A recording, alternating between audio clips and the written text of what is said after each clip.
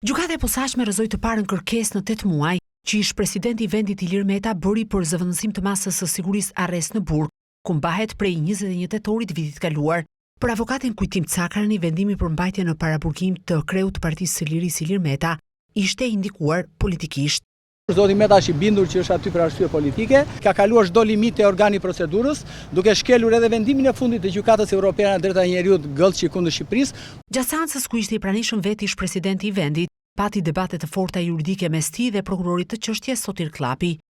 Ky fundit pretendon se i pandehuri ka përdorur për shpenzime kartën e një biznesmeni, ndërsa ish presidenti mohon të ketë dieni për këtë fakt dhe e pason përgjegjësinë te ish gruaja e tij Monika Kryemadhi. Zoti Meta nuk ka dieni dhe s'ka përdorur kur karta në jetën e tij dhe nuk ka asnjë lloj dienie për çfarë ka ndodhur me zonjën Kryemadhi. Janë dy entitete të ndryshme, janë të dy politikan, ish politikan apo deputet të parlamentit, kështu që secili në një vend demokratik mban përgjegjësi për veten e vet. Lidhur me pretendimet e SPAK për kontratat lobuese të ish lëvizjes socialiste për integrim me kompani në Shtetet e Bashkuara të Amerikës, avokati si në seancë ashtu edhe jashtë saj, latë nënkuptohet se përgjegjësia i takon një prej ish bashkëpunëtorëve të zotit Meta.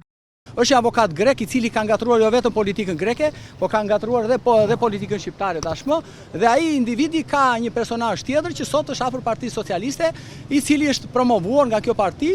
Mbrojtësi ligjor ngriti akuzë ndaj disa ish eksponentëve të ish lëvizjes socialiste për integrim, për të cilët tha se kanë bërë kallëzim të rem përpara prokurorit dhe se për këtë do të mbajnë përgjegjësi. Ilir Meta është marrë i pandehur nga prokuroria e posaçme bashkë me ish bashkëshorten e tij Monika Kryemadhi për akuzat e korrupsionit, pastrimit të parave e fshehjes së pasurisë. Hetimet për të dy janë zgjatur deri në tetor të 2025-s.